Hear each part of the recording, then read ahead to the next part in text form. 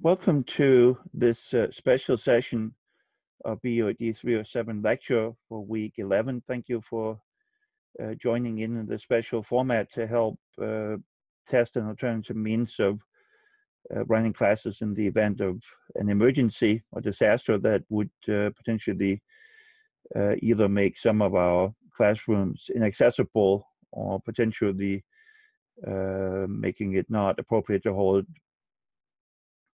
classes on campus.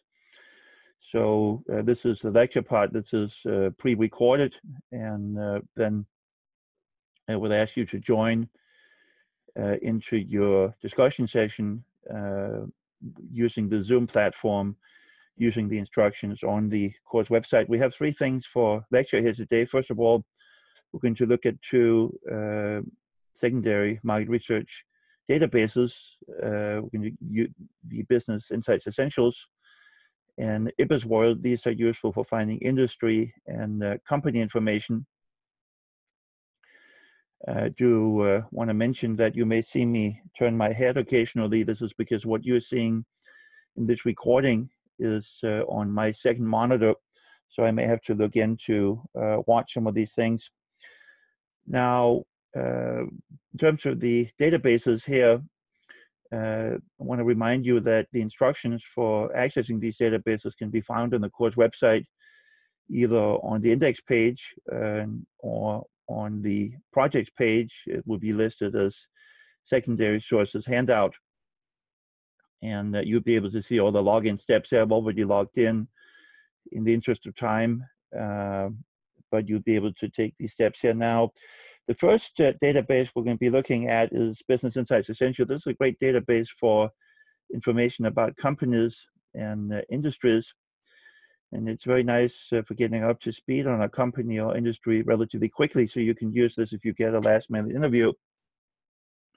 Now, before we actually talk about that one, we need to understand a bit about industry structure, what industries are like, what they include. So we're going to be looking at the NAICS system.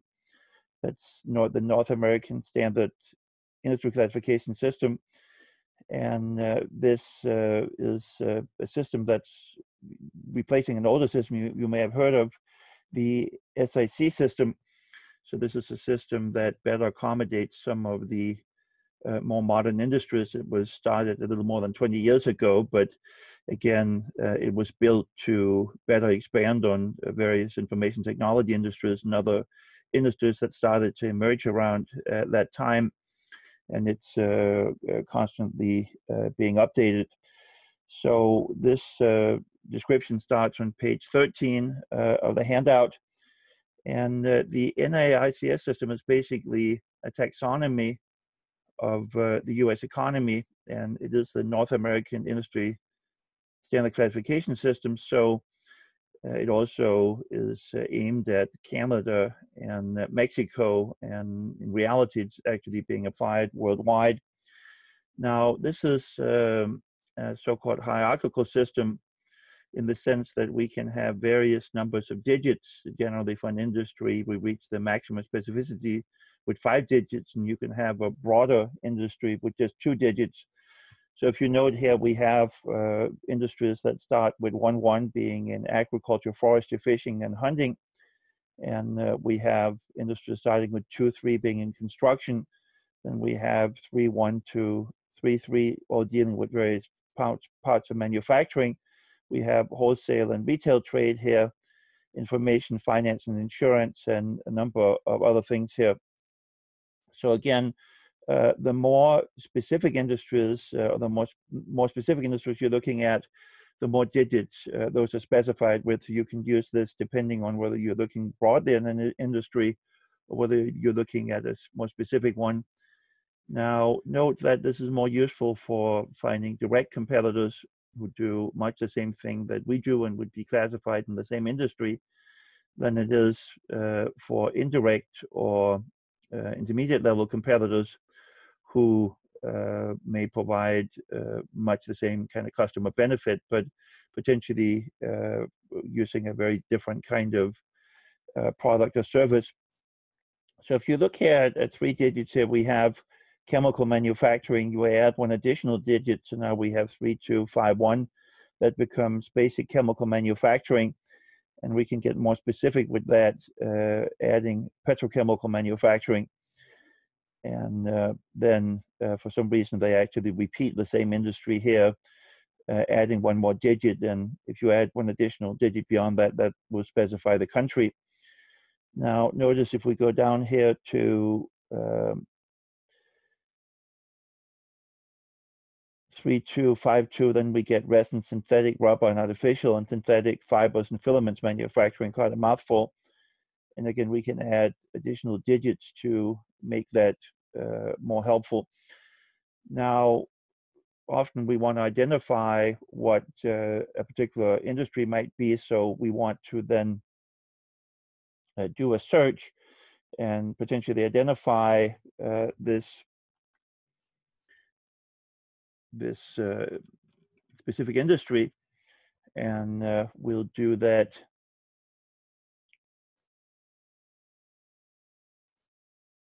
using the census database. Now, Business Insights Essentials does have its own database, but the one that's put out by the U.S. Senate, U.S. Census, which actually runs the NAICS system, tends to be a bit more comprehensive. Now, the link to this is a bit long and messy, so generally the most effective way to find this is to go to Google and then Google NAICS. And now we see North American Industry Classification System. And we click here, and this is the page where this is put out. Now, there are various iterations. This project got started back in the late 1990s, and then was gradually updated in 2007, 2012. And the latest update here is 2017. So as industries have evolved, new classifications have been added in, and to better accommodate new types of industries that are available. Now, to search for an industry, we put in a search term here, but sometimes we may need to actually try certain related words or terms. These could either be synonyms, or it could be broader or more narrow industries. Notice if I search for handguns here, we do not get any results here.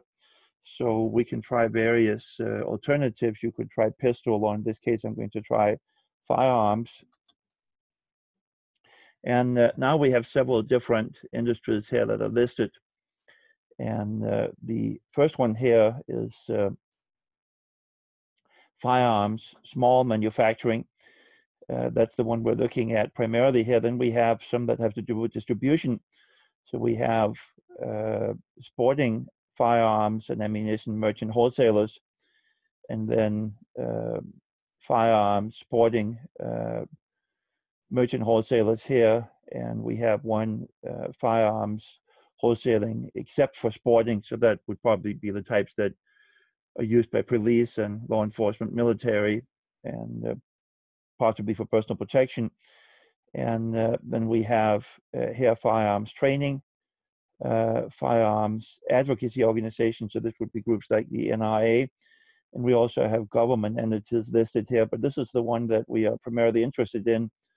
Notice when I click on this one here that we actually have a wide span of categories. So even though we have something like 6 digits here in this code, it actually goes from aircraft artillery manufacturing, barrels, gun barrel manufacturing, cannons, dart guns, and a number of other things.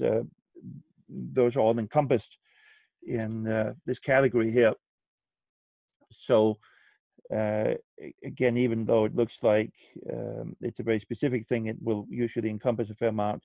So now we're going to go to the database here called Business Insights Essentials, and we're going to search for information on that industry. I'm going to change over here on this side in the search box. I'm going to change to industry, and I'm going to paste this code here, and I'm going to search. And now we get the category here, small arms, ordnance, and ordnance accessories manufacturing. We get some basic information about the industry. So there are 9 main companies here that seem to dominate this industry worldwide. Together they have a little over 7,500 employees, and they have a certain amount of revenue. So we're going to click here, and again, we get some basic background here on this industry, and we get some of the top global companies listed. I should say this database includes all US publicly traded companies, some privately held companies, and then depending on the country we're looking at, some foreign companies, and it may be the publicly traded ones, it may be only part of the publicly traded ones, or it could be any combination of private and publicly listed companies here. And we get various types of information. So we have first of all these industry essays.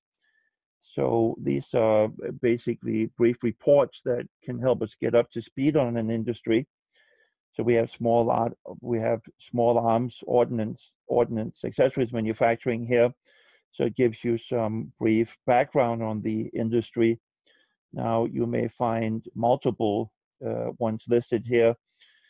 So here we have defense armaments as well, with some of those things falling under the same code here. And then we have other things. We have various associations related to the industry. So often an association has at least one trade group that will try to lobby with Congress and state legislators and try to generally provide a favorable view of the industry.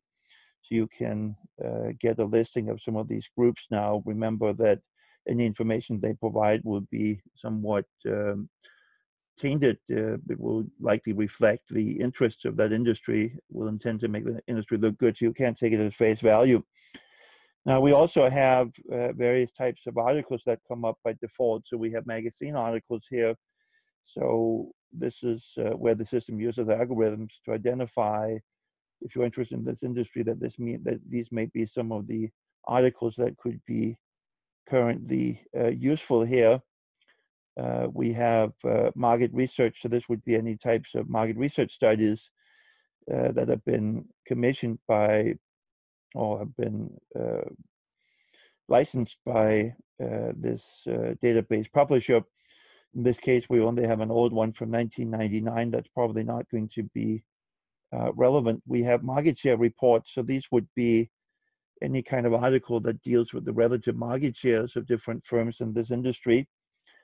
And we have over here rankings. So this would include any type of research that compares the companies in this industry based on some quantitative type measure.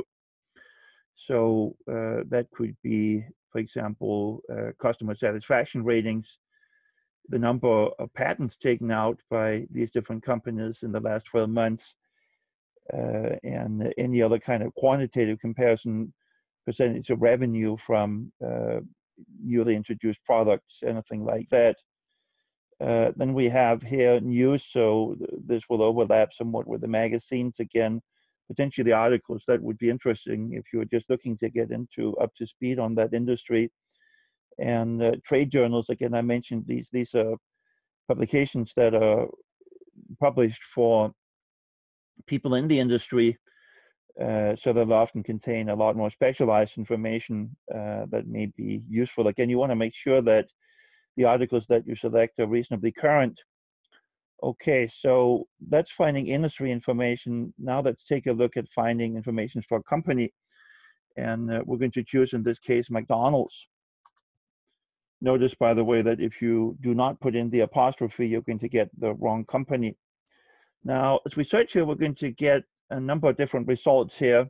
And this is because McDonald's has a number of subsidiaries in foreign countries. So here we have McDonald's Israel, McDonald's Japan, McDonald's Australia.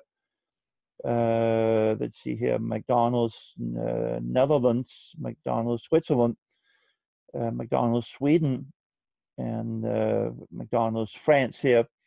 So generally, when you want to find a main company here, you want to go for the one, if it's an American company, one that has a ticker symbol by it. This will also usually be the one that has the highest total revenue. Now, companies often have subsidiaries, foreign subsidiaries in particular, for a number of reasons. One of them is that foreign governments may require that you be incorporated as a company to do business. You may also be required to actually have minority shareholders who are from that country. So this will be, in accounting jargon, called a fully consolidated subsidiary, even if you don't necessarily own all of it. This is also useful in limiting liability. If you get hit with a huge verdict in Portugal, for example, then generally only the assets of the Portuguese subsidiary would be at risk. And you also have tax reasons.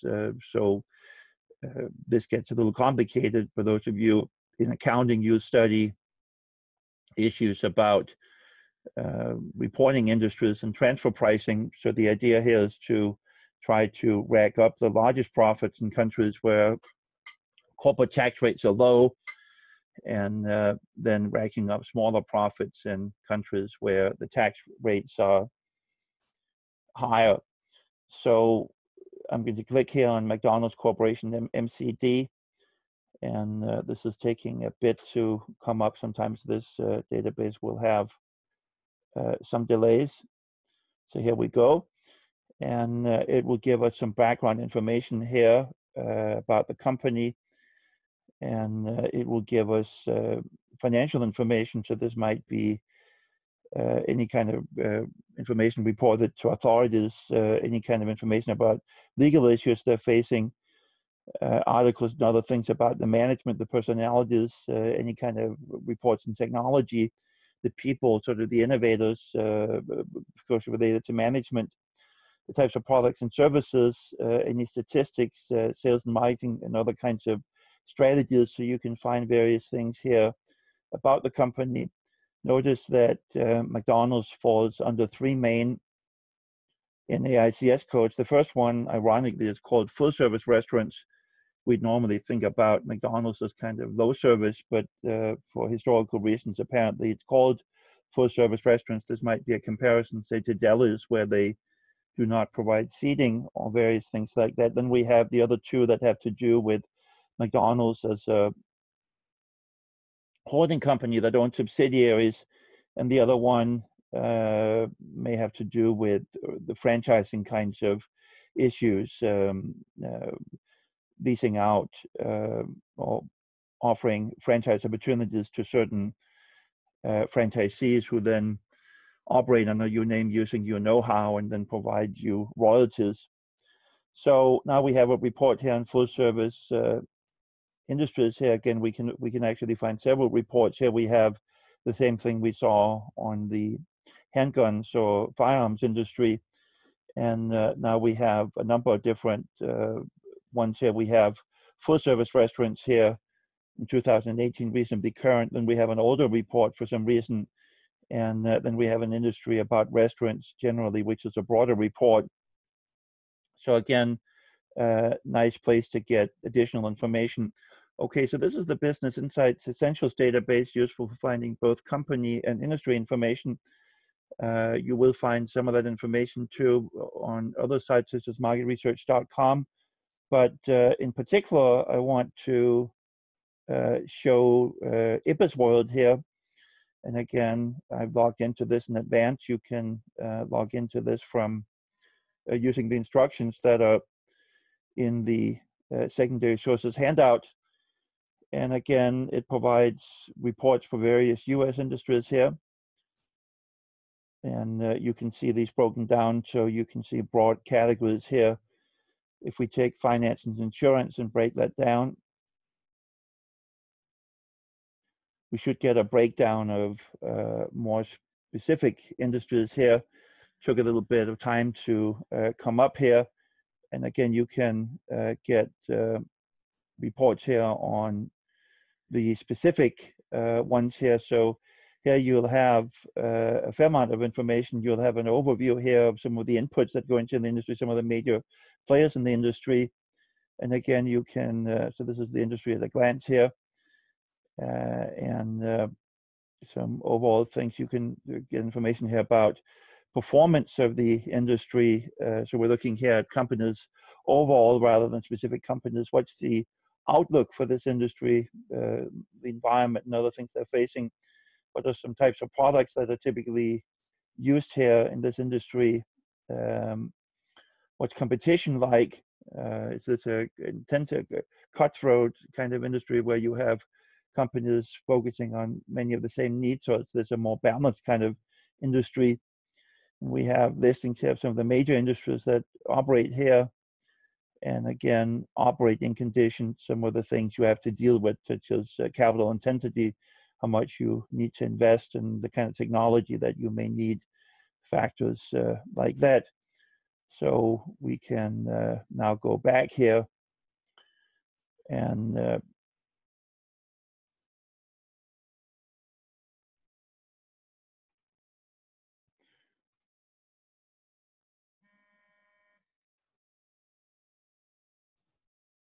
we can go back here now to the main page here where we can search of these industries. You could also search up here. So if you wanted to have an industry such as tutoring, for example, you can see if the report comes up. So we have here tutoring and driving schools here in the US. So you could do a search like that.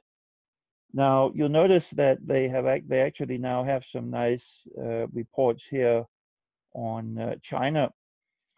And it looks like I need to go back one more level here so you can see we have China reports, and you actually have a fair amount to choose from here. So a lot of different manufacturing industries here, a lot of different other industries here. You can see here in terms of wholesale and retail here, different industries in China. So far China's, and there's some on Canada as well. And then there's some global kind of reports looking at conditions for an industry overall in the United States. So this is IBIS again, a source of many very nice and specific articles here.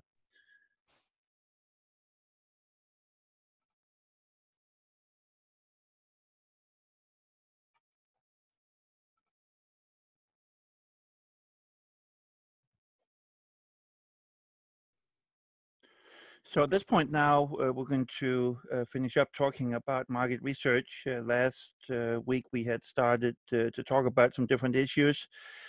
We left off at talking about individual in-depth interviews, and now we address the idea of projective techniques. So projective techniques are a method for doing research that may be helpful when people may, for some reason, feel uncomfortable talking about a topic. So it could be that it's something embarrassing. It also sometimes is a useful method when there are things that don't readily come to people's mind at the conscious level. So let me give you an example of this. A lot of people today reach the so-called empty nest stage. So the children have grown up and have left, and they decide they want to have a smaller house, either to keep things easier to manage and or to get some equity out of the house. So they go looking for smaller houses, and they specify that for just 2 people, they don't really need that much. So they want rooms of a certain size. Now, what the construction industry found in some research was that people would come out to some of these model homes that they were interested in, and these model homes had just what they actually said they wanted. But it turned out a lot of people would say, well, this living room won't have space for our dining table. And that was fairly obvious. They'd ask for a room that was that dining room that was smaller than the table would be able to fit into. So it turned out that a lot of people had a lot of memories associated with the dining room table. You know, that's where you might have heard that your son or daughter got into college, that, you know, whether you celebrated graduating from high school, and any number of other things. So that actually turned out to be important. This is something that people don't think about consciously necessarily. And sometimes then we can get those things to come up when we ask people to tell a story. Now, we call these projective methods because you're asked to either tell a story based on a scenario or based on a photo that you might see. Now, one of the main ways in which we use this is to help people talk about things they might be uncomfortable talking about. If you look at research on how frequently people report brushing their teeth, and you then look at the sales of toothpaste in the United States, you find that, well, we don't actually sell that much toothpaste, so people are not actually telling the truth. And again, you're supposed to brush at least in the morning or and at night, preferably after each meal. But in the event, a lot of people don't actually do that. And that can be uncomfortable talking about. But what we find is that it's a lot easier for somebody to talk about somebody else who just happens to be, demographically speaking, very much like him or her. So you're told about a guy named Joe, and he has some of the same statistics that you do. And well, Joe doesn't always brush his teeth in the morning. What might be some reasons for that? And then it's a lot more comfortable for someone to say, well, Joe is not a morning person, and he's a single father. He's got 2 small children he needs to get ready for school and to feed. And there are just a lot of things here that go on in the morning. He often doesn't have time. So it may then very well actually reflect their own experience. And you're more comfortable with that. Now, again, when we're dealing more with a situation like the dining room table, again, then we're not necessarily talking about something that's embarrassing, but we're talking about something that just doesn't readily come to mind. It's something that you might not think of as consciously rational. So again, it turned out that the dining room table had a lot of memories associated with it. So in those cases, then we will give people an ambiguous stimulus. Here you can see a picture of a gentleman shopping for food, and somebody's asked to tell a story. So somebody may say, well, this is the first time that this gentleman is cooking dinner for his girlfriend, and this is a special occasion. He's not entirely confident in his cooking abilities. He's trying to identify something he can make well, and something that she would like. So again, other people may tell other things. Notice this is very much of a hit and miss type method. You risk again getting a lot of information that may or may not be useful for you. Even within a given product category, some of it might be useful for the manufacturer, some of it for retailers, and some of it for certain other parties. So again, if we can get this information by other means, we'd prefer to do so. But again, this allows us to get information that we otherwise would not get, because these are things that people either are embarrassed about or may not think about consciously. Oops, sorry, I pressed the wrong key here. So then we have physiological measures. So this is actually attaching some kind of instrument or other ways of recording some bodily function. I want to stress here that we're not talking about mind reading. We don't have technology for that yet, although there's been some work on some of that for defense purposes and interrogation purposes. But for consumer research, it's nothing like that. But we might use this sometimes to gauge people's level of interest, for example, and the amount of attention they're paying, and the extent to which they may be aroused. So we have a number of tools here. One of them is that we can track eye movements. So somebody will be asked to come in and watch some TV programming, and the experimental laboratory here will be set up very much like a regular living room with a TV set. And even though we're only really interested in your response to one or a few of the advertisements, then in order not to make it obvious what it is we're looking at, and to make the experience be as reflective as possible of a normal experience, we actually will show people regular programming, and we'll intersperse this with ads. And some of these ads will be ones that are not of interest in this study, but are simply put in to make this a real experience, and again to take the focus away from our ads that would be randomly dispersed within that. And we can now try to see whether people's eye movements track the action on the screen. or whether people seem to be staring more and to be zoned out. So people will be asked to put on a hat, basically, that has a camera on top that monitors your eye movements. And again, if your eye movements track with the action in the recording here, that suggests then that you maintained interest. If it seems to wander, that suggests that you have given less attention to what's going on here. Now, we can actually use this on a continuous basis here. So we might determine that, on real-time basis, we might determine that somebody showed the proper interest for the first 7 seconds and for the last 9 seconds, but that the problem is with the content that happened in between those. So now we know what to work on, to improve on.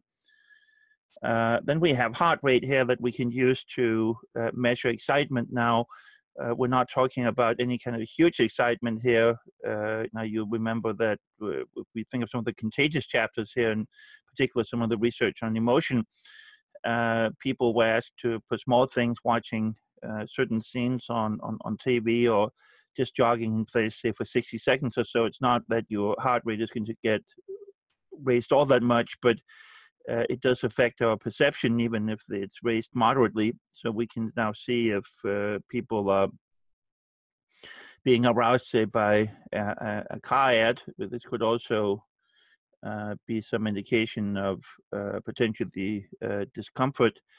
And in that case, there are potentially some ethical issues where, we don't want to take advantage of people that way, with the possible exception of trying to help people give up bad habits, say like smoking. Now, another measure here we can use is skin conductivity. You've heard about the so-called polygraphs or lie detection machines. Now, as the term polygraph suggests, these actually involve a number of different measurement systems, but one of the main ones is so-called skin conductivity. So that relates to how well your skin can basically convey electric current. Now, we're not talking about any kind of electric shock or voltage that people can feel that's uncomfortable. We're talking about very, very low electrical currents here. Basically, it turns out that when skin is wet, when some sweat has been secreted, then the electrical current will be conducted much better than when the skin is dry. And this is much what the examiners and polygraphs rely on, that people, if they lie, will become uncomfortable. So we can determine discomfort here in this case, and again, see if people are uncomfortable. And again, we can use that to remove discomfort, or if we have a legitimate reason, such as trying to get a message through about safety, for example, we might actually look for levels of discomfort. We can also monitor brain waves. Now, again, we're not talking about being able to read people's minds yet, but we can look at the types of brain waves that are being put out. If we have the so-called alpha waves, that suggest people are paying attention. If we observe beta waves, then that suggests that the person is not necessarily as involved in this process. So a number of things here that can be used under certain circumstances. All right. And again, as I mentioned, this is something that we can measure over time, so we can identify different parts of an ad to work on. Now, occasionally we want to look specifically at the issue of attributes in a product, what's most important. Now, here we often run into a problem. Suppose that you ask somebody, well, in selecting a car, how important is safety? Well, people would say very important. How important is performance? It's very important. How important is reliability? It's very important. How important is price? It's very important. So everything here then basically is very important. And consciously, people often can't tell you better than that. So what we're going to do here now then actually is to look at a number of so-called profiles or different combinations of cars. So we'll typically have something like 16 to 32. And here you're going to be rating as a participant not the specific levels here independently, but rather how do you like this car as a whole. And that turns out actually to be easier for people to do than to specifying the importance of the attributes in themselves. So you rate, here we have two different examples. And then we use statistical technology or statistical methods known as decomposition that will allow us to infer from the ratings of these different combinations how important each variable is. And again, that can be helpful, say, if we want to decide, is it going to be more important for people to have a laptop that's more powerful or one that's lighter and easier to carry, thinner, some of these things. One of the more powerful methods we have available in market research is so-called scanner data. Now, scanner data comes in a variety of different forms. If you have a Ralph's Club or Vons Club, or if you have a membership club, membership card in one of these other retail chains, then you'll often get certain discounts. So that motivates people to present these cards, and they in turn get to collect data on you. And you might have noticed that they may occasionally give you some personalized coupons based on what you bought. So it might be a different brand of something that you bought, and they can determine that based on your purchase history. So this involves basically the purchases you make within that chain, but that's all. So it's not your complete purchase history. We also have so-called aggregated retail sales records. So this is where we look at how many items of a particular product category have been sold. These are actually things that have been sold at the retail level to customers, as opposed to what's been ordered from the wholesalers or manufacturers, and which may not actually have been sold to customers. So there's some use for that, but the most useful component of scanner data are the so-called scanner data panels, and this involves households or families that agree to be part of the scanner panel for a certain period of time, could be for several years. And what happens here then is that they're paid something like a few $100s a year for going through with this, and then they provide information about demographics. Do they own their home? What's their income, occupation? Do they have children? What ages? And other types of demographic information. And then also, these are used in special scanner data. Cities, these are cities where most of the retailers have agreed to participate in this. So it's not like a Ralph's card that you only would swipe at Ralph's and affiliated kinds of stores. This is something that would be scanned by almost any kind of retailer in that city that sells grocery products or supermarket products. I use those two terms interchangeably. So again, this is available only for supermarket products, which roughly translates into what you can buy in a supermarket. So that would obviously include foods, would also include cleaning materials, batteries, anything that a supermarket would sell. Now we're going to see that the data is only going to be useful if it's something that you buy, say, at least 10 times a year. But in any event, you sign up for this, and then you agree that when you go shopping, you're going to present this card to the merchant here. And again, that could be a supermarket, it could be a drugstore, it could be a convenience store. The one main retail chain that does not participate is Walmart, which is problematic because Walmart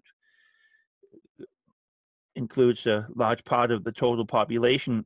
And again, the systematic differences between those who shop in Walmart and those who shop elsewhere, but they have elected not to participate. In any event, you show that card, and again, that's why you're paid usually a few $100s a year. And that means now that we have a record of what you bought, and we also integrate into this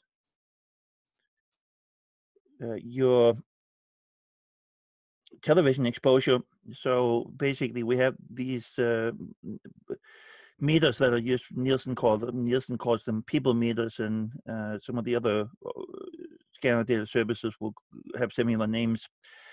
And the idea then is that there'll be one that will be attached to each TV set in your home, and each family member is given one particular button or key on that one, and they're asked to press that one when they start watching TV. Now, this means that we can't tell if they might have gone to the bathroom during an ad. It also means that it can be difficult to tell when they stop watching. Technology actually allows for having cameras that you could mount on the TV sets that could recognize the faces of the different family members, wouldn't actually spy on people beyond recognizing who's watching. But again, Nielsen has created the technology. They've elected not to introduce it. People might find it too invasive. But in any event, this means then that we have information to suppose on the types of programming that you're exposed to. It will recognize when you change channels, and that actually involves some fairly complicated technology. But what that means is we can see if you saw only part of an ad, and ironically, it turns out that being exposed to only part of an ad seems to have a greater effectiveness than seeing the whole one. The reason behind the intuition behind this is that if you are channel surfing or switching channels, then you need to pay a fair amount of attention so you can identify when you have arrived either at a channel you planned on arriving at, or that you've arrived at some program you want to watch. So you're paying close attention. That means then that the quality of the exposure to the part of the ad you see is probably going to be higher than when you watch under other circumstances. In any event, we can now combine the demographic information, the media exposure information, and we can also then integrate your purchase history.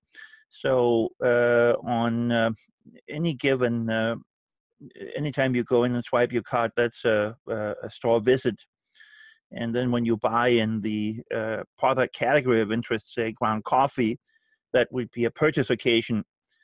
So that could involve buying any brand here. Now we look at how long has it been since your previous purchase, and once we have developed history in you, we can often tell when you likely have depleted your supply of coffee. So we can tell if it's likely that this purchase was made based on the need to replenish your supply as you're running low, or whether it looks like you still have some left, but you found a good deal. So we can look at the brands you bought in the past, and we can also look at the price that the brand you bought is offered at right now, what the brands of competing products are selling for at that time. Whether there was a coupon available for the brand you chose, and or for other brands, whether there was given special display space if the manufacturer had paid the retailer to give favorable end of aisle display space, say. And again, we can look at not just whether the coupon was available, but did you use it? And again, was the one available for other brands here? What was the amount of the coupon? So we have a lot of information here. And now over time, we can identify what seems to impact your shopping. So does advertising have an impact? We actually have some technology here known as split cable. So we can take a particular area, say Sioux Falls, Iowa, is one of these communities, and we can select randomly half of the households to receive one kind of ad campaign. So this might be one that say emphasizes the value of the price. The other one might emphasize effectiveness or something else, and we can actually compare which method works best. And again, this split cable is such that you literally have one house next to another one that receives different ads, so you don't have to implement this at the neighborhood level where you might have some confounding factors. This actually can be done such that there's complete random selection within the entire area. Now, again, this is only available for grocery products, and it's also only useful if this is a product category that you buy at least 10 times a year. The reason for this is that we need to observe people under different circumstances when the preferred brand is on sale. And again, the preferred brand we can infer based on what's been bought in the past and the price that people have paid on those various occasions. So again, we need to have various conditions where different brands are on display, where coupons are or are not available, where there's been or has not been advertising in some of these things. So generally, you'd need to buy this at least 10 times a year for this to be useful. And again, for grocery or supermarket type products, this is anything you can buy in a grocery store or retail supermarket. So a lot of food, so also other things, say like batteries. And again, the information will be collected from any type of retailer that participates here that would sell any of those categories. So you won't have all the merchandise in a drugstore actually being counted, but since drugstores do sell food items and cleaning supplies and things like that, those would actually be counted. And you might even have a gasoline station convenience stores participate. Again, Walmart does not participate, so that does skew the data somewhat. And again, here we have a bit of a description of the method of collecting the data. And again, what we look at, and again, this is basically looking at patterns here to identify systematically whether people are responsive to coupons, price discounts, advertising, and the extent to which people might be variety seekers, or the extent to which they might be what we call deal prone, that is willing to switch brands when they have either something on sale or coupon. And again, you can test a number of different things here. Which type of advertising campaign would be more useful? How many times have you seen an ad? How does seeing only part of an ad compare, as we talked about?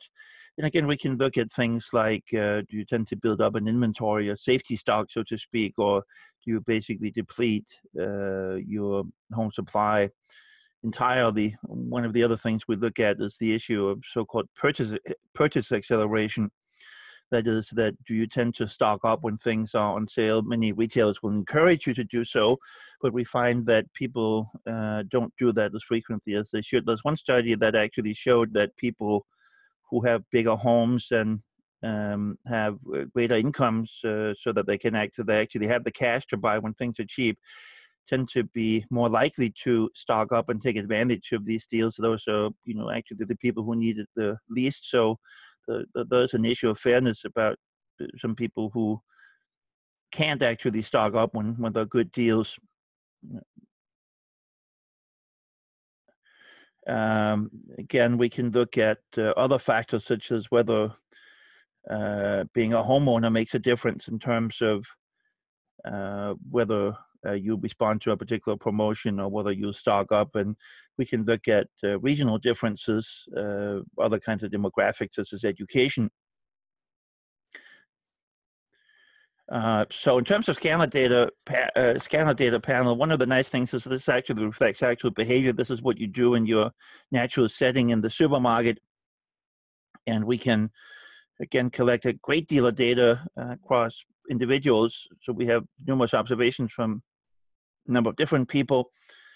And again, we can kind of disentangle, do we get the increases in sales from price discounts, coupons, advertising, special display space? To what extent can you actually increase sales significantly in this product category? You probably wouldn't increase sales of liquid, dishwashing liquid all that much, even with dramatic decrease. In the long run, you wouldn't increase the total sales. You might increase temporary sales with price discounts. In other product categories, again, people might be willing to buy a lot more quantity when things are on sale, and then often those might be consumed immediately. So that those could be foods that normally might be considered an indulgence, but they'd be more affordable when they're on sale. Again, you do need to deal with items, supermarket items that are bought at least 10 times a year. And again, the more observations you have for each person, the more stable the inferences become. Now, so far we only have TV advertising, and there's some work that's being done now also to include some exposures to online advertising content. Walmart does not participate. And again, if you travel and are not shopping in your home community, the purchases won't be recorded. That's why you often have communities that are somewhat isolated, some distance away from other major cities, so that you won't routinely go and buy, so you don't have people who might work in a different city and commute and throw things off. Again, also in the long run, Amazon might be included. Now they sell a lot of grocery type items and increasing the sales, so that could become an important issue as well later. Again, I want to stress, and this is something that's frequently missed in exams, that this is only something that's useful for frequently purchased items. You need a fair amount of variation. I also want to stress that you can only use scanner data to look at factors that seem to be associated, such as prices. You cannot get inside the customer's head and identify specific beliefs based on what you see here. You might infer that the person considers a product to be of higher quality, at least more desirable, if people consistently pay a higher price, but you can't be privy to the specifics of his or her thinking. Now, the textbook earlier, when we had the chapter on social media and digital marketing, talked about sentiment analysis. Sentiment analysis involves computer collection and interpretation of social media data. So today, it's actually possible to have computers go in and try to interpret what people say. There's been some very advanced research done at IBM where they've actually taught computer to read medical journal articles. There are currently some 8,000 articles about cancer. No practitioner could possibly keep up with all that literature, so the computer can identify now potential treatment options that some of these practitioners were not aware of.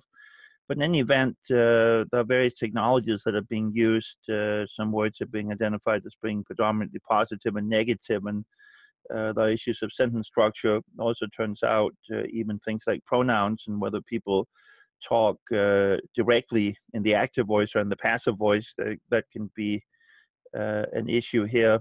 And again, you can look at also the inclusion of hashtags. And again, a lot of things are being done. Most of this is proprietary, so the firms don't actually share the information, but they can make fairly reliable inferences now about what people are saying on social media. Now, you don't need to know these details I'm about to mention for the exam. I just want to point out, again, you can use this to look at associations that exist one brand, and you can see if it exists to others. There's an interesting book here by James Perner, a psychologist, The Secret Life of Pronouns, again, which talks about different communication patterns depending on gender and status and some of these things. So these can be helpful to predict demographics. This is still an emerging field. You can look at what's the vocabulary and especially slang that's being used. And again, many of the people who are on social media tend to be opinion leaders. You can kind of get an early warning if either something good or something bad is happening in the way your brand is perceived. Now, there are some details here, again, not needed for the exam. That's fairly difficult for computers to detect things that we as humans could look at, such as irony, sarcasm, humor, and slang. Also different language variations around the world. And when you do combine results from different groups, you end up having some results that could be misleading because you're sort of at the risk of cliche mixing oranges and apples, and some of the different trends of each group will cancel out each other. Now, there's some cross-cultural issues here. Again, different languages have different levels of specificity, and some languages tend to be deliberately more ambiguous to allow, for example, for face saving. And again, you might find people use words in different contexts and situations, and again, different value systems in different cultures that may need to be taken into consideration. Again, that's beyond the scope of this course. This is something that you would study in more detail in certain analytics or digital marketing courses. I want to mention that there are a number of different handouts available on the course website. Different people learn in different ways. Here's a chart that summarizes some advantages and disadvantages to different market research methods. And here's a handout that talks about, for a particular type of issue, what might be effective methods to use. Again, you can access those on the handouts section of the course website. And that leads us then to this flowchart here that can help us identify which type of market research method that we might use. So we start here then with the question of whether we're looking to identify opinions, what people believe and feel, as opposed to behavior, what people actually do. Now, if we're dealing with opinions, the first thing we want to think about is, can the respondent answer accurately? That is, does what he or she consciously believes reflects what actually drives him or her on the inside? So if that is not the case, if there are things that are beneath consciousness or things that make people feel uncomfortable, we may have to use projective methods. Otherwise, we go on and we ask the question, is this exploratory research where we want to get up to speed on the field and identify questions we can ask using other methods for more precision? If that's the case, we can do individual interviews or focus groups. And if then, on the other hand, if we're looking for precision results, finding out more specifically what percentage of people, say, for example, use a particular product or an ingredient for a particular meal, we would use things like surveys and sentiment analysis, where we can collect a lot more data effectively. Now, then we have the case of where we're looking at behavior, so not what people say they'll do or think they'll do, but what do they actually do. Now, what we want to ask first is, can we actually identify the behavior in question in a natural setting? If that's the case, then we'll get the more reliable answers here, but obviously we can't do that if we're dealing with, say, a new product coming out, then that's not in the supermarket. We can't use scanner data or anything like that. And then we may have to set up a lab study. But again, people will be more comfortable in the natural environments. They'll be more in the habit of doing things the way they normally do. So if we might be able to use scanner data here, or we can do observation looking at how many products people inspect, whether others are along with them, and how long they spend looking at these factors like that. Again, in some cases, we can't identify the behavior of interest in the natural setting. This is especially the case if we're dealing with new advertisements or new products. And in that case, then we have to use experimentation. Again, want to stress that you cannot use scanner data to test new advertisements. People haven't been exposed to them, so we don't have data on how they would react to them in terms of purchases. And again, we use some of these methods here. This is this is what we have to do in some cases. It does mean loss of the connection to the real life. Now, I will include this table on the final exam, so this chart will be printed, so you don't have to memorize the chart. You should be comfortable following it to make a decision. Again, I want to stress, a lot of people, when they ask what type of market research method they would use in a particular situation, would instinctively, almost as a knee-jerk reaction, go to focus groups. And again, focus groups, as it turns out, are useful for exploratory research, but they're not, a suitable method when you're dealing with some of these other situations here.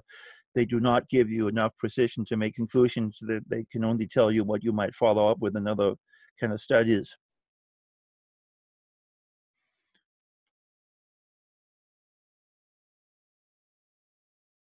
Okay, so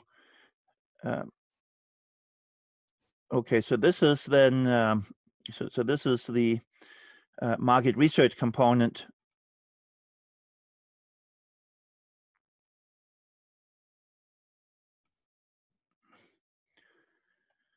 So at this point now, we're going to start talking about segmentation, targeting, and positioning. These are methods that are used to, first of all, identify the types of customers that exist, then select the ones that we're best at serving based on some criteria that we'll be discussing, and then implementing this choice in terms of elements of the marketing mix, designing an appropriate product for these customers, setting appropriate pricing, finding appropriate distribution to reach this market, and then promotion in terms of both selecting the most appropriate methods and also the types of media that might be most useful, or using other types of outreach to reach these customers. So a number of issues come up here. So first of all, we have here from the text a view of the STP process. So we have the 3 distinct stages here. And this chart actually starts out a bit more broadly than I do, talking about establishing strategy or objectives as a whole, and then identifying different segments that exist or different groups of customers. Then we want to evaluate the attractiveness of the different segments and select a target here and finally identify appropriate positioning strategy. I also show it this way. So we have the process of segmentation of identifying the different segments, identifying the most promising ones to serve based on our skills, competitors, and other kinds of changes in the market. And then finally, we have here the implementation of this choice here to try to appeal to our selected target, and that can be done in terms of the different elements of the marketing mix here. So in terms of learning objectives, we want to, first of all, be able to identify unique needs and expectations of different customer groups. And we want to be able to identify trade-offs in serving different segments that could, for example, be a target market that's very large, that could be quite attractive, but it could also invite a considerable amount of attention, a fair amount of competition here, and that could be a downside. And there could be other issues here. You may have a segment that's not necessarily all that big at the moment, not all that profitable, but one you expect where there would be major growth, and therefore being associated with a desirable product for that segment could be advantageous in the long run.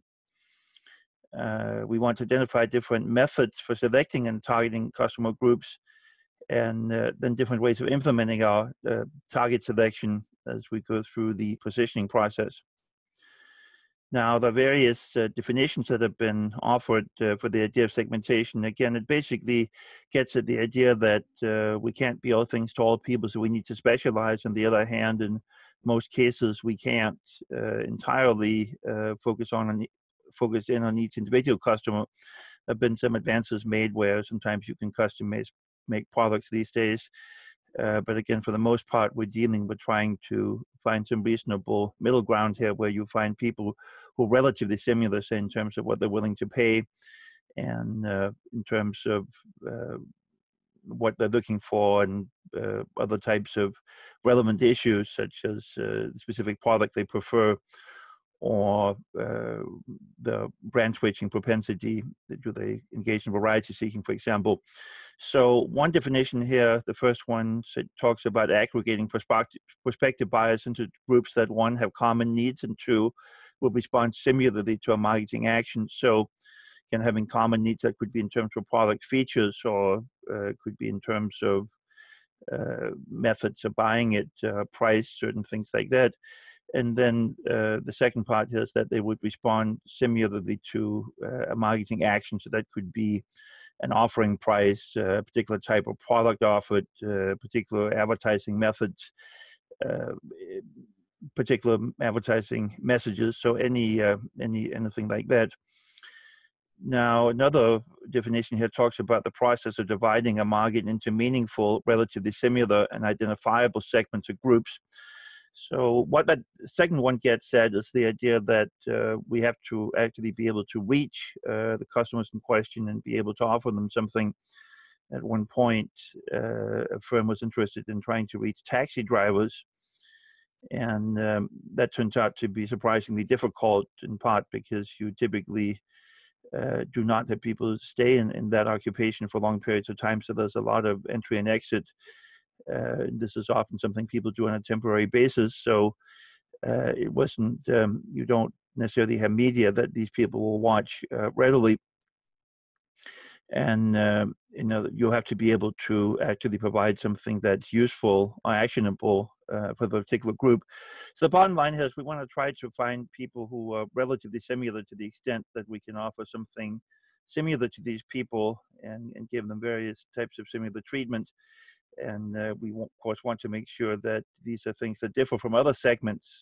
Otherwise, we could treat people much the same way. But again, we know that people often want different things. We talked previously in the semester, especially in the beginning, about the idea of market balance, the idea that if all firms try to offer what's preferred by the average customer, it means that competition then would degenerate primarily into price competition. It would also mean that many customers would not find something that would be entirely satisfactory to their needs. Now, just to show an example here, you might think of the market for air travel. And I've indicated 3 different segments. I should mention that there are numerous different ways in which you can segment different markets. And one of the things we'll be looking at is what are some of the more effective variables that differentiate people who need different types of treatments. But here we look simply at 3 different groups of people here. So we have, for the airlines, business executives. Now, the airlines rely on the idea of blended yield. That is, that they need some different customer groups to each patronize them to cover the entire cost of flying the flights, and people contributing in various amounts to profitability and in various ways. So we have the business and executive kinds of travelers. Now, these are people who often need to travel on very limited notice, since they need to get out and deal with any problems the customers are experiencing. So they often can't buy tickets much in advance, and they tend to be somewhat less price sensitive than leisure travelers. It doesn't mean they all travel business class or first class. Many of them will actually travel economy, but again, they'll have to pay higher prices, and it's worth it to them. That's the cost of doing business and supporting your customers. One method the airlines use to discriminate here to make sure these people end up paying higher prices is something like an advanced purchase requirement. So, if you have to buy something a week or 2 or even 3 weeks in advance to get a lower fare, then these customers can't usually take advantage of that. There have also been cases where airlines have imposed a so-called Saturday night stay over requirement. Often people who travel for leisure might actually, when they have a vacation, want to take advantage of using these, say, in a week, weekend on one of the sides, either the beginning or the end, to get as much possible out of a trip. So staying over Saturday often is not a problem, but for business travelers, that can be an issue. They'd like to get back to their families to spend the weekend with them, so it's not going to be that appealing to travel back only Sunday morning, so you've stayed over Saturday. Now, in contrast, we have leisure travelers, and students often figure prominently into this. So this may be people who are traveling on vacations. Now, often you actually have to arrange in advance for the specific time of your vacation, so you often know well in advance when you'll be flying, so you can hold out for a better fare. And again, if the fare is too high, you might entirely forego the trip. Now, obviously, if we could fill up the plane entirely with business and executive travelers, that would mean more revenue. But these people, as any travelers, have to travel at a certain period in time. So at any one time, we usually do not have enough business travelers from a particular origin to a particular destination to fill up the entire plane, and then we need to rely on others. So they'll pay considerably less than the business travelers do here, but they'll provide the volume. Occasionally, we have people who will pay for premium services. In some extreme cases, with the Airbus 380, you might be able to get a private room with a shower in it. You have to pay exorbitant amounts of money. Relatively few people falling into this. You do have some business class and first class travelers, but again, this is going even beyond that. Those are relatively far and few between. What we're looking at mostly then is the blended yield from these first two groups here. Now, to talk about segments, we have to think about both variables and some of the conditions that these variables can take on. So variable, as the term suggests, is something on which people differ. So different people have different ages, different genders, different income levels, different levels of price sensitivity, and some of these matters here. So once we've identified variables we want to work on, then we have to identify levels of each. Sometimes it would be fairly straightforward. So we might have East Coast, West Coast, for example. Other times it might be a little trickier, where we might, for example, have to collapse age groups into different categories here. So here we have, say, 0 to 20, 21 to 30, and some of these. So again, these are values that the levels can take on, and sometimes we segment just based on one variable. Other times we might simultaneously segment by different variables here. So here we then cross the two. So notice now, if we have usage rate, this is something an individual uses frequently, sometimes or rarely. With brand loyalty, and again involves propensity to switch here if you get a lower price. In this case, we have 9 different segments. That may be too much to work with, but notice we could have different combinations. Again, some of these combinations may not be that useful. Again, you might be willing to cope with some customers who are low frequency users but tend to be fairly brand loyal. On the other hand, people who are low frequency users who are not brand loyal probably are not that attractive. Again, you might also be willing to serve a market where you have people who are not brand loyal, but it's a very large market. So in any event here, when we're dealing with segments, then it would involve potentially more than 2 or more variables being crossed with each other. Again, notice that we have for each variable to identify the levels that are going to be relevant. There are a number of different bases that one might use for segmentation, and these fall into various types of categories. So first we have geographic segmentation. That's technically part of demographics, but since the text breaks it out as a special category, we'll list it as such here. So that can involve both the region you live in and the type of community. Then we have demographics that involves just about any kind of statistical characteristic of an individual, such as income, age, ethnicity. Psychographic involves both demographic variables and lifestyles and values. So now we get at how some of these things interact. And we have the idea of benefit desired, where we can't necessarily readily identify which people prefer one version of the product or another, but we know that some people say like cola beverages, some people like non-cola beverages. And we can also segment based on behavior, such as the propensity that people have to brand switching. So again, we'll look at some more specific examples here. So first we have geographic segmentation here, technically part of demographics. And you can look at a number of different issues here. One of these is the lifestyle that might be associated with different climates and physical environments. So in some parts of the country, there are huge differences between the seasons. There are certain outdoor activities that are done only part of the year. Again, you may have few outdoor activities. Other places, the weather might be such that you may have outdoor activities year-round. That obviously has major implications for sellers of grills and charcoal also food retailers. And again, you have different things. Again, often people will locate based on what they might like. So some people who live in very cold climates actually like things like ice fishing or hockey, for example. You sometimes find regional differences in the taste that people have. For example, often in the South, there's a preference for less healthy foods, often more fat-laden. McDonald's will make certain menu items available only in the South, such as fried chicken breakfast sandwiches.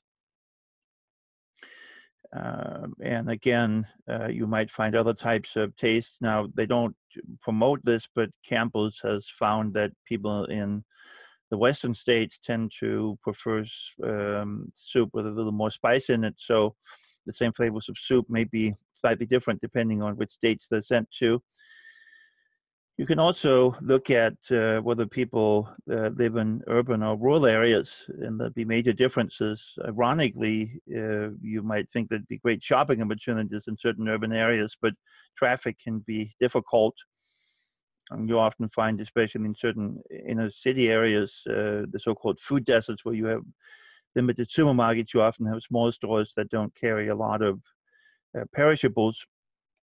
Now, Walmart originally targeted primarily rural areas where they felt that people were being underserved, that local retailers had limited choice and charged exorbitant prices. Eventually, they had to, as they sort of saturated that market, they had to look at more urban areas. But again, they started out that way. Again, there might be much more opportunities for certain activities like fancy dining in the rural areas. Again, you often can avoid traffic, and again, lifestyles often will be very different. Now, certain retail chains use the strategy of micro-segmentation that involves basically tailoring the assortment of merchandise carried in a particular retail store location to the areas. So that might be based on the demographics, average ages, ethnicity, income levels. Could also be based on whether something is a vacation destination. And again, often this is based on what has sold well at a particular location. But in other cases, you may plug in various variables such as demographics to predict what would be popular items in a particular area. Now, as some examples of demographics here, again, that's really any statistical characteristic of an individual, so it could be age, gender. Now, income is a demographic variable. As I'll discuss shortly, we find that income is often not a reliable predictor of spending. You also have ethnicity, and you may have family life cycle stage. So people often find themselves going through various phases in life. You may have somebody who has just entered the workforce, is still single.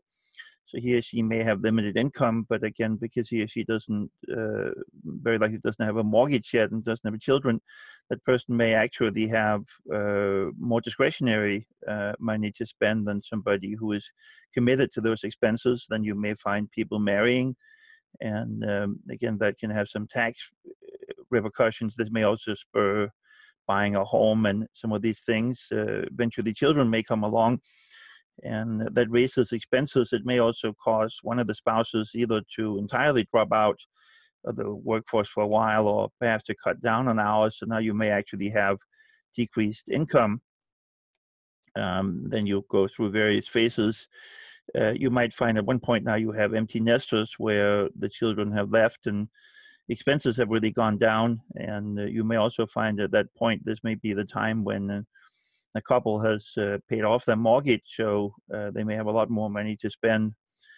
You find that senior citizens fall into different categories. Some have saved up and maybe quite well off. A lot of other people who rely on just Social Security and modest savings and pensions often will live in poverty, so that can be an issue. And you can factor in other things such as divorce that causes a lot of additional expenses and redistribution of the family income. So again, these are demographic factors here. Wanted to stress here that income is not the same as willingness to spend that income. We have some rather affluent people and people with high incomes who are very stingy. They've quite been below their means. Certain other people with more limited incomes will tend to live above their means and actually buy a lot of fancy kind of things, be much more willing to spend, and they may accomplish this, first of all, by not saving for the future and not for the retirement or for education of the children. And some may also run up credit card debt and other types of debt. So that can be problematic. There's an interesting book called The Millionaire Next Door that talks about how certain people with limited income from the jobs actually have managed to build up considerable wealth over time. Again, want to stress here that certainly a certain level of income or at least wealth is necessary to buy certain types of product categories, but the fact you can buy them does not mean that you actually will. So you have to be careful about that. Also note that if you try to target affluent customers who spend highly, that would be a market where you face a lot of competition, and it would be a market of limited size. Now, two interesting kind of cases here about demographics. One of them involves the George Foreman grill. George Foreman is the kind of flappy, very affable gentleman who pitch his grill on infomercials and a number of other places like that.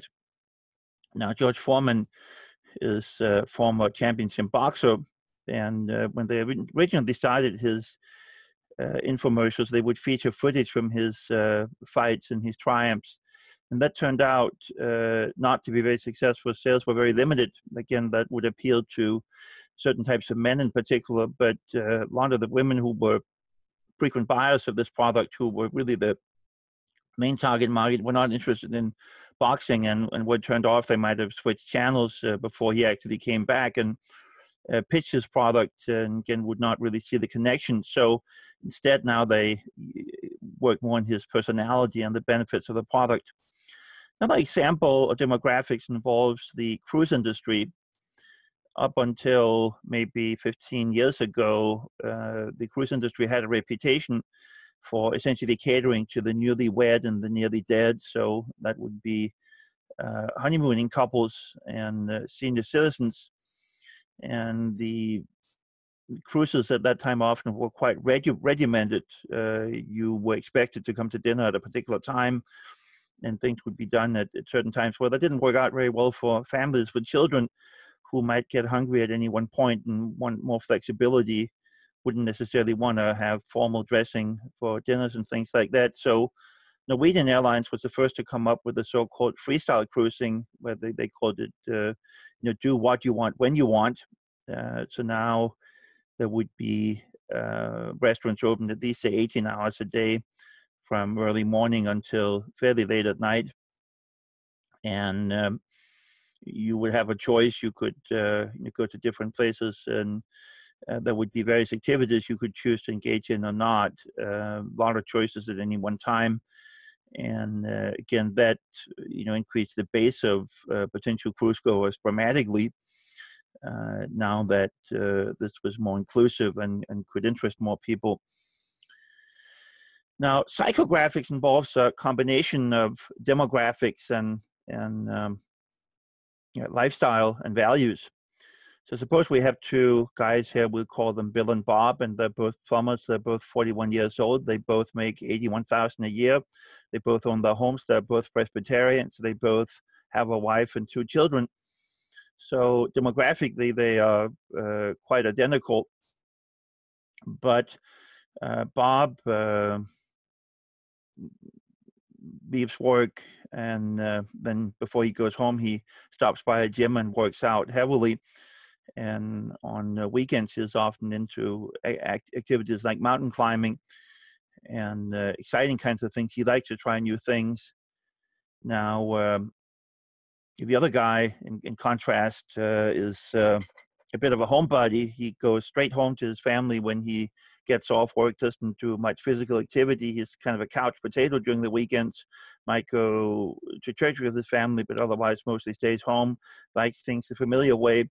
So these people, although they have similar types of resources available, will live differently.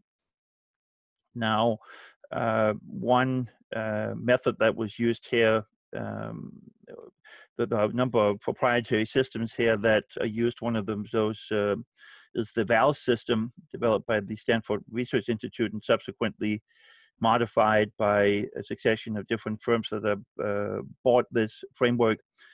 And they actually classify people in different groups.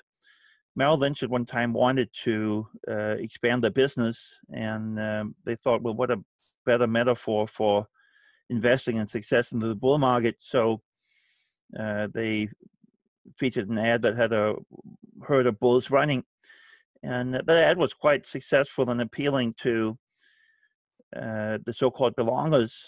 So that was one group you had in that framework. And these were people who liked to be like others, relatively conformist. These were people who, tended to be fairly average, had a average level of income, had an average amount of money to save. So, there was some business to be gained from this group, but that group was not nearly as attractive as the so-called achievers. These are people who are highly successful, make large amounts of money.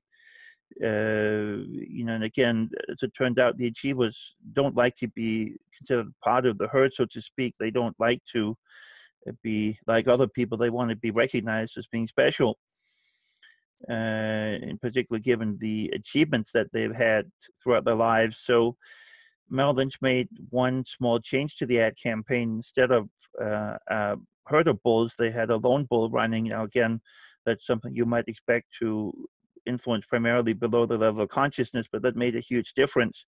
That became much more attractive. These investors could much more see themselves in this. You might also look at motivations that people may have.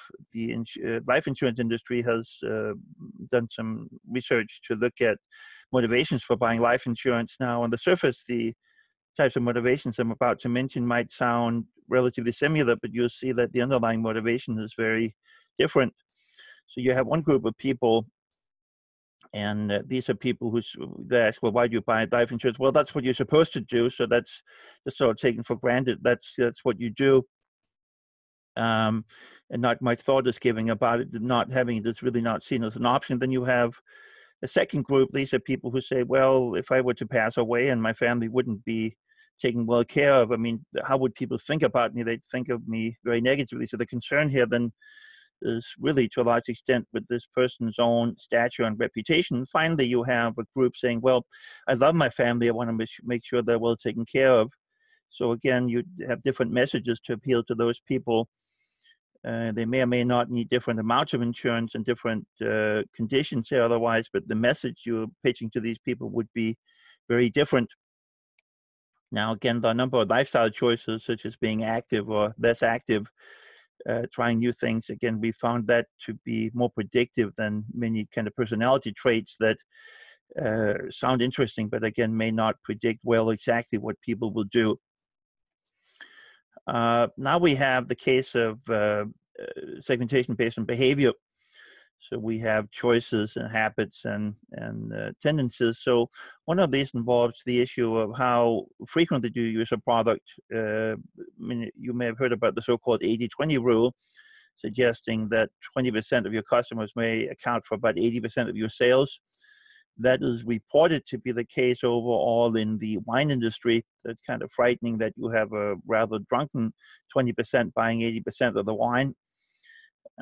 So you could appeal to the people, you could try to target the people who buy frequently, and that is a potentially attractive segment, but again, it's one where you'll face a lot of competition. If you're a smaller firm coming in, you may be better off targeting a smaller segment, perhaps one that may be growing over time.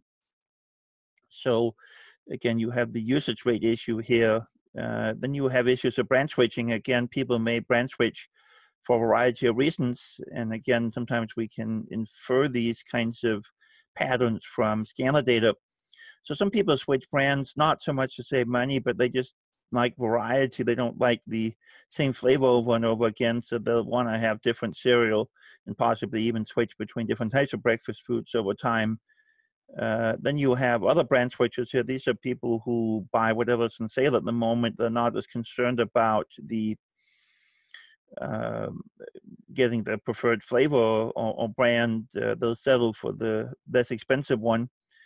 You have loyals here. These are people who have a strong preference for the existing brands. They're not likely to switch based on modest price differences, and they're not likely to switch even when there's a good sale. Of course, if the preferred brand were to go up dramatically, they might switch, but that would be something that would be reluctant. Now, we often have people who are inertial, so these are people who are not really loyal in the sense they have a great preference for the current brand, but they just don't get around to switching. They think they're very much alike, and it's not really an important part of the category. So, they will tend to stay with a brand. Now, if you give these people a good reason to switch, like a deep discount, then that could be a strong motivating factor, and you could lose some of these customers.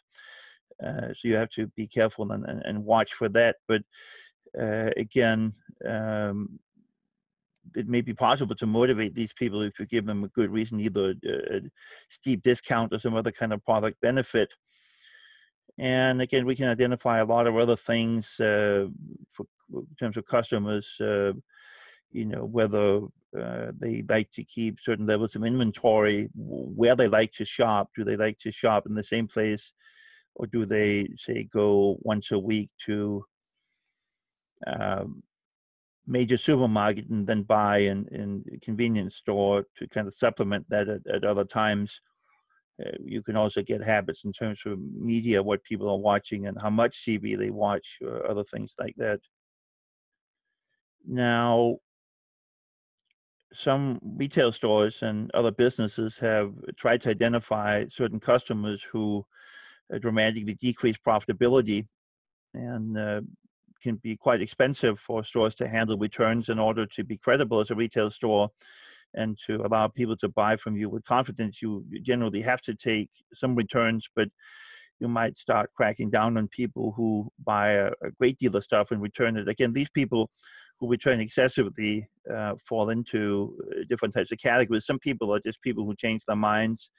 They think something may work, they try it and they don't like it, and they are willing to go through the effort to repackage the product and return it. You have other cases where people actually buy things to use them and then return them. This is especially the case, say, with outfits, apparel. So you might want to have an outfit for a particular event, and often you have situations where people may not want to be seen wearing the same outfit to two different events, or at least not see these outfits being worn frequently. So you may have people who actually buy something with the intention of just using it once and then actually returning it. And again, that can really ratchet up your costs. So some stores may actually start keeping record of which people report. A lot there have been reports about Amazon actually banning certain customers who return too much merchandise. And again, you have other types of things that you can segment on. You have Target that uses an assortment of about 25 different variables to predict various things. One of the things they predict is pregnancy. So the number of products that a woman who has become pregnant is likely to increase her purchases of. Now, if you see an increase in purchases of any one of these by a customer by itself, it doesn't mean that much. But if you see hand sanitizers and vitamins and washcloths and cotton balls, then together that suggests that if that's something that happened all of a sudden, that's likely an indication of a pregnancy. They've validated that. There was quite some controversy whether it was a father who was very offended that they sent his daughter. It wasn't clear what age she was, if he was an adult or not, but they'd sent the daughter coupons for, or sent the families coupons for certain products here, and they actually mentioned pregnancy, and it turned out the father was not actually aware his daughter was pregnant in that case. This is highly controversial. A lot of people feel it invades privacy, and there are some legal issues here. So there may be some restrictions in this in the future. We really already talked about the idea of usage rate and the behavior and frequency of purchase. Again, the bigger segments, although they seem attractive, often will involve a great deal of competition. Smaller segments can be promising for smaller firms. And again, if some of these segments are growing, that might be something where you can grow along with them.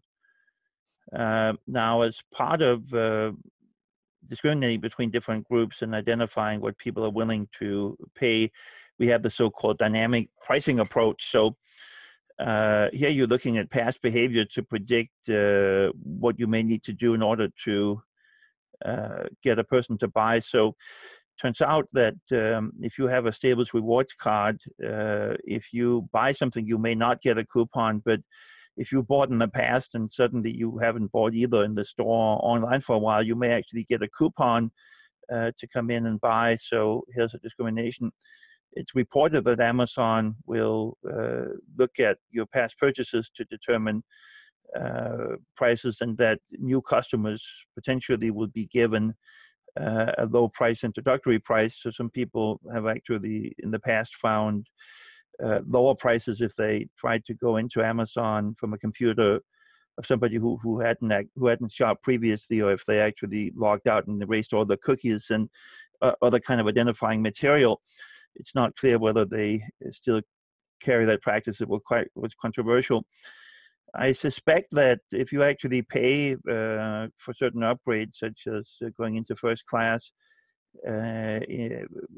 when you offered these by flight, the likelihood you'll be offered these for free will probably decline. I can't say for sure, but I suspect that would happen. That would be a way of maximizing revenue. So again, dynamic pricing here, basing the price on the specifics of the customer's past behavior, what he or she has bought or is willing to pay. Now, occasionally, it may be difficult to identify the demographics or the outside characteristics of people who want different things. So sometimes we may need to simply identify different types of things that different customers want, and then advertise those, promote those. So we call this segmentation based on benefit sought or benefit desired. And this comes in a variety of different circumstances. So one of these is arbitrary. Some people like one thing, some people like another thing. 7-Up realized when they entered the market and had to compete with a much bigger brand, Coca-Cola, that there was no way they could compete head-on with Coca-Cola. So they came up with the slogan, crystal clean and no caffeine. And the message they sent out basically was that, well, if you like cola drinks, well, go with Coke or Pepsi. We don't really have anything to offer you. But on the other hand, if you like something else, something refreshing kind of citrus taste without caffeine, then we have something for you here. Some people like spicy foods. Some people like sissy foods. Don't mean instead of judgment here, but again, some people like one thing, some people like another thing. Some people like aisle seats, some people like window seats in airplanes. And again, you can look at automobiles. Again, some people like big, clumsy ones.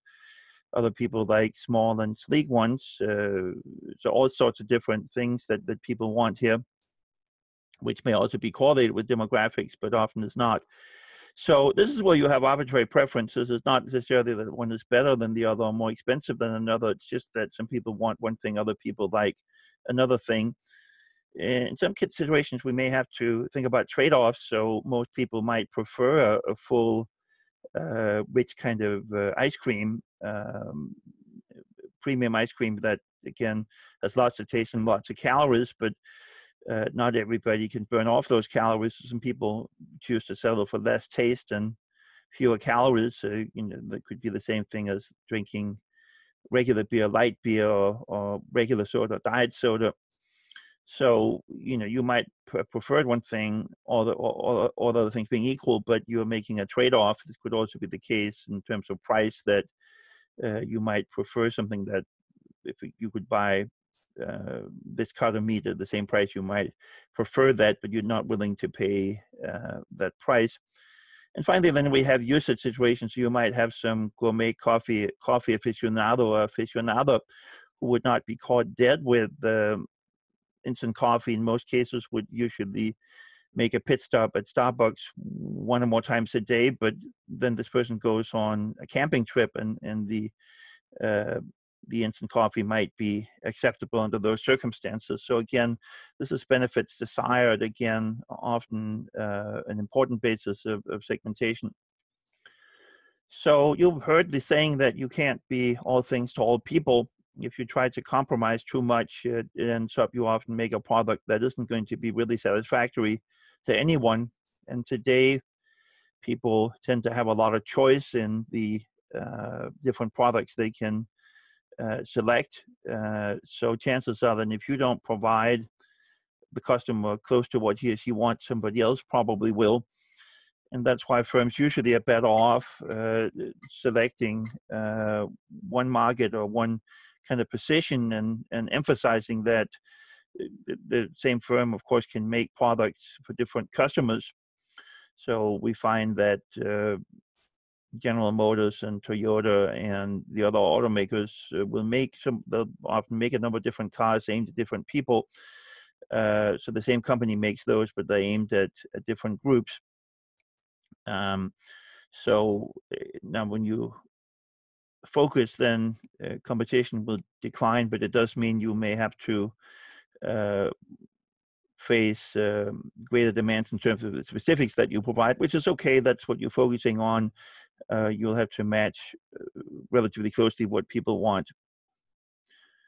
Now, how can you identify whether segments are attractive to serve? Well, one of these is the idea that the segment is identifiable and distinct from others. So it's a group you can really identify and kind of get a feeling of, is there a group of people who want this benefit, say, and are these people some that you can actually understand, what they go through and what they want.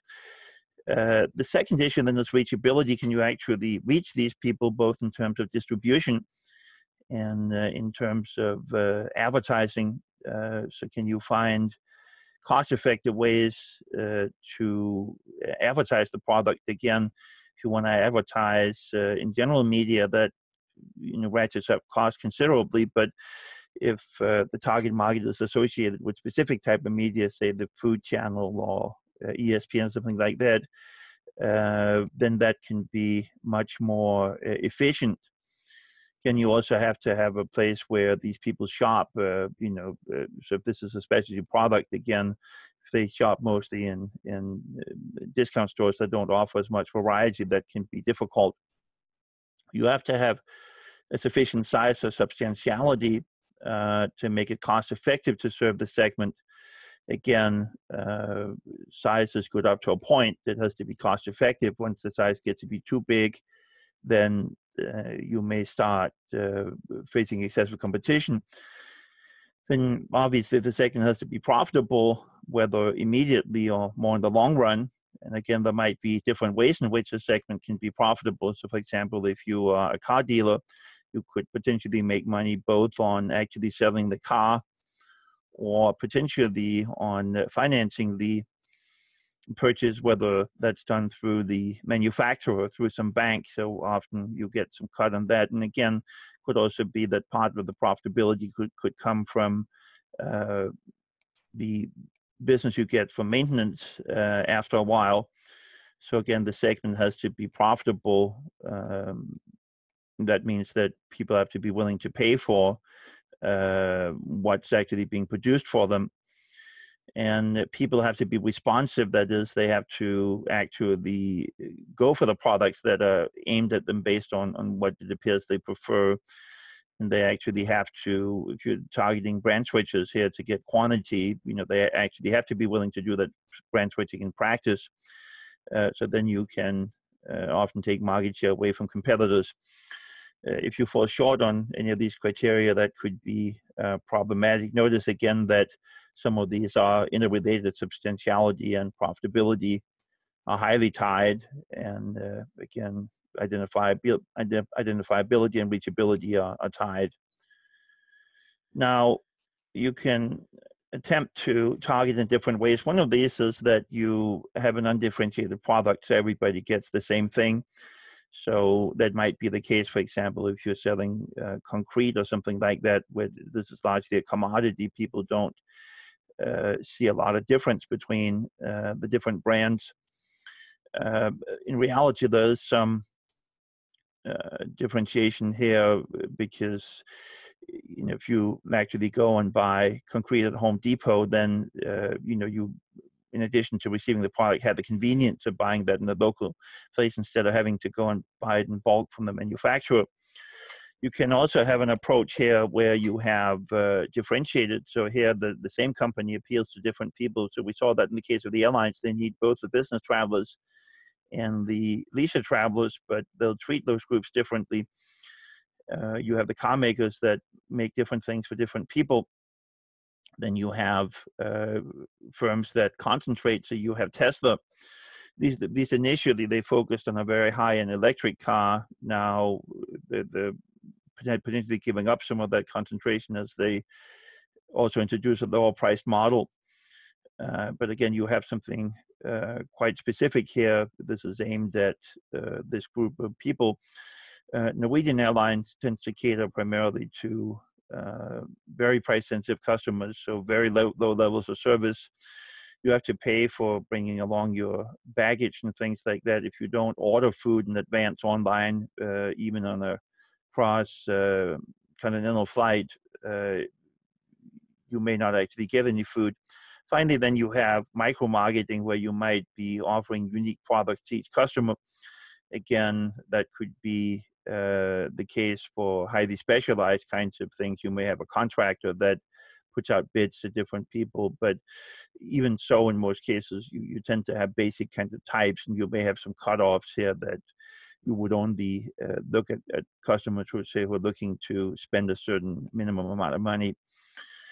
So again, different levels of focus here, and different approaches that are all viable depending on different circumstances. So in terms of the identifiability and reachability, members of a segment need to be identifiable either individually or as a group in terms of the characteristics they have and how they respond. So you basically have a segment that has to be meaningful, that has to make sense, where you can provide common types of benefits. And it turns out you can actually often get very specific segments of people where you can send catalogs based on various behaviors and purchases that people have had in the past. We'll see that coming up. And again, in some cases, you can reach certain groups through specialized media. So you might have people, for example, who are interested in a particular sport or a particular type of travel, who frequent certain types of websites. Again, you have people who are interested in digital photography who may subscribe to various magazines or read certain online sites, again, where you can target those people so that becomes efficient. Now, again, we can target people in various ways. So it turns out that when you talk about TV, many different channels actually have very different audience profiles, and they will actually promote those audience characteristics to potential advertisers. So they'll say that 65% of our viewers are in this particular age range, for example, or 65% of them engage in certain types of activities, various things like that. And you also have clearly different types of networks that would appeal to different types of interests, like the Food Network or ESPN and some of the other types of networks that have specific types of programming.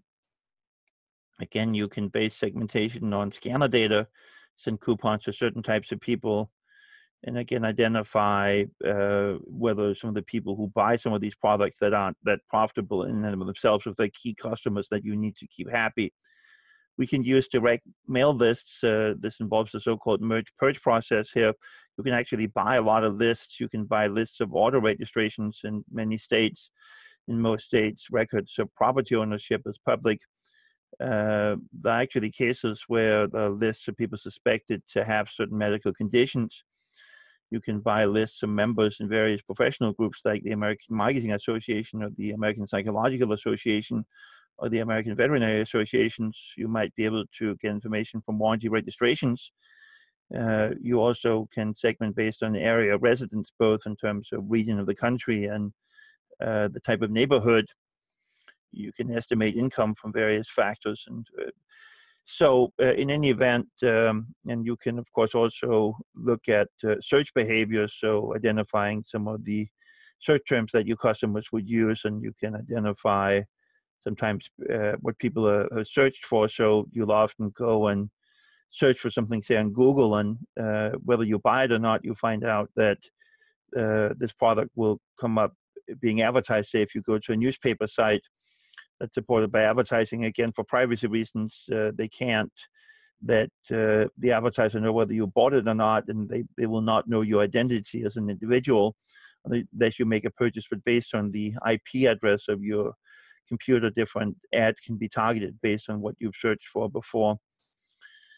The process of data enhancement involves combining different factors. So you combine information from real estate and automobile registration records, and you can combine that then with some of these other things here for profession. And again, that becomes valuable then to target certain types of customer based on a profile.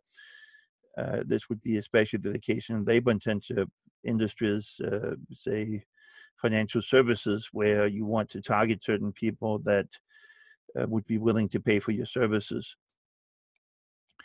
Now, direct mail catalogs are still used today, even though today most orders will be placed online. This is in part because they get more attention, and it's in part because you will have better quality images, which might be important, say, for textiles and things like that.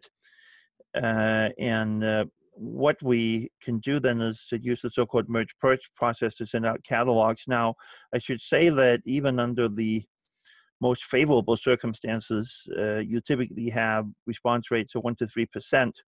This is when you actually base catalogs being sent out on past purchases people have made. You would get a much lower response rate if you send out the same catalog to everyone in the phone book. But again, this is higher than the response rate than you have when you do conventional TV advertising, say.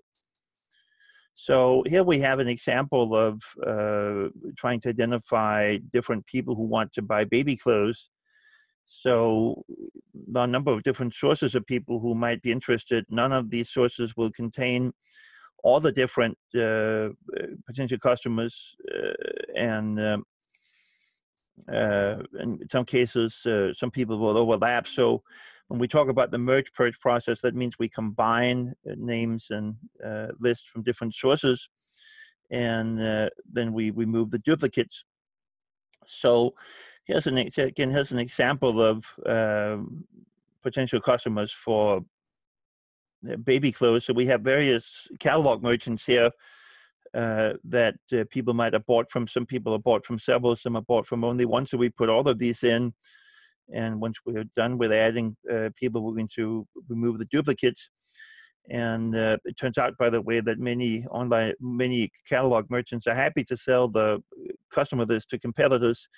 Generally, they believe that when more catalogs are sent out, it doesn't come at the expense of a fixed size pie, that often the pie tends to increase in size when more catalogs out. So it's kind of a good deal. You get to make lots of money selling your mailing list to your competitors, and then you get to buy their list as well, so you can reach more people, so everybody wins. You can also buy magazine subscription lists. Now you might say, why don't you just advertise in the magazine? Well, you can have a lot more content in a catalog, and also you risk that people will not see the advertisement in the magazine, but if you get a catalog in, then you may get people to get some attention. You can also buy membership list from various member organizations. So I got a little carried away with some of these groups here that having to do with babies, but you add all of these, you remove the duplicates now. Sometimes that can be a bit tricky. Sometimes you'll see names misspelled. This is especially the case if you have more of an exotic name. So they actually use certain types of phonetic kind of algorithms to determine the likelihood this is the same person. You may have people with different initials also. In some cases, say somebody who lives in an apartment. In some cases, you may only have the street address. Other times, you may have the apartment address. So difficult to tell if this is going to the same family or the people by the same common last name living in different apartments, say. And you have different ways in which things are formatted. So first that you go through and standardize. So you could have, for example, somebody living in an apartment, you could have the pound sign or APPT or suite or some of these things. So they go through and standardize that. And then they remove the duplicates. So now you send out the catalogs. And again, often you'll find that it will not be profitable of the first catalog you send out. But once some people order from the catalog, they can be good long-term customers. Now, data enhancement goes the other way. So again, with data enhancement, we're trying to increase the amount of information available about each individual. So you have a database where you know a lot about each individual. And when you add more databases, you don't usually get more people, but you get more information about each one. In the merge purge process, you have limited information, basically just the mailing address of that person. But again, the more databases you add in, the more people you get. So that's a difference here between those. Now, the text talks about the idea of a value proposition. They have a very nice chart here that really explains this idea quite well. So you're looking here at your offerings here that jive very well with the specific wants of a customer, again, more closely than with what competitors can offer. So now you have a unique value proposition here. Again, if you offer much the same thing as your competitors, you may have to price more heavily. You may have to compete more heavily on price, and again, that can be bad for both sides here. Again, being able to meet the unique needs of a customer can be considerably more profitable. Now, there are various types of positioning strategies that one might use, and these are just some examples. So one of these might be that the product is unique or you're providing a special service. So some people like that. You can't get this elsewhere, or this may reflect some of the values that you have. You could position and price in different ways. So you could point about low price or the fact you might provide better value than customers. You might also talk about how you might, in the long run, this is not the cheapest one to buy, but this is something that will last a long time, that's reliable. So in the long run, you'll spend less on repair and replacements. You could position based on quality. You can position based on prestige. So not just pointing out, say, for BMW, the quality of the vehicle, but also the signal it might send to other people. You could appeal based on certain customer values, like cruelty-free products, for example, or either, say, companies that favor inclusiveness or may favor certain religious beliefs, whatever way the customer's values go, that can appeal to people. And again, you can position here by providing more information that's essential to people understand what the value your product provides, why all garbage bags are not the same, for example, as we'll see later, or why, say, people who are under stress may need more vitamins, or how your vitamin needs may change as you age, or when you're undergoing pregnancy, and certain things like that. These can be essential in privacy. So in terms of the overall process, then, we see basically once we reach the positioning stage here that we have various tools to work with. We have the product, and this could be both in terms of, say, premium or more basic, which would be related to price. It could also be something that's unique.